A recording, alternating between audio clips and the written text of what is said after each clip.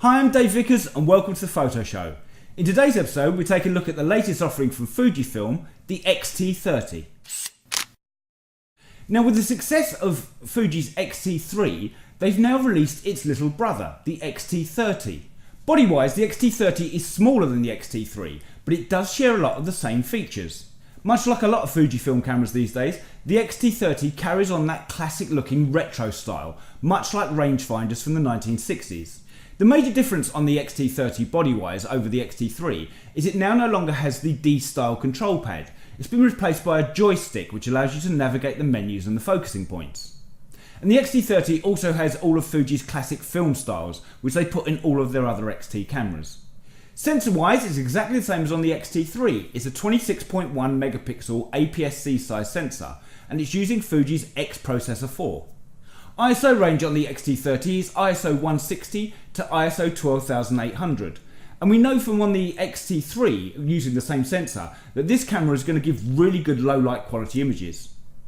Image stabilization, the XT-30 doesn't have any. There's no built-in in-body stabilization on the XT-30.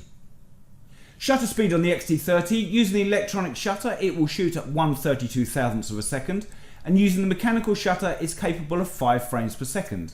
But using the electronic shutter it can shoot up to 30 frames per second, but only over very limited bursts. Autofocus, the XT-30 has 91 autofocus points, and it also has eye and face tracking. The electronic viewfinder has 2.3 million dots, and on the rear is a 3-inch dual axle touchscreen.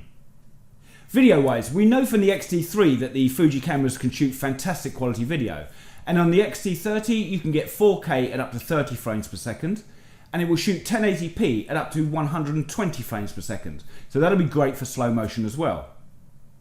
Card slots, and like most mirrorless cameras in this range these days, the XT30 has a single SD card slot. Price wise, the XT30 is going to be £849 in the UK, which equates to about $899. That's for the body only.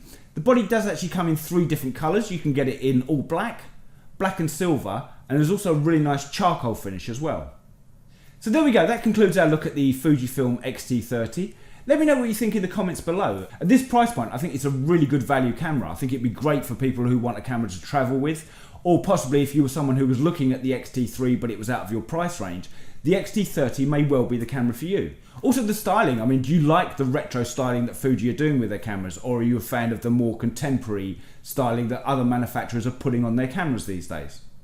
For now, I'm Dave Vickers, this is The Photo Show, thanks for watching, see you next time.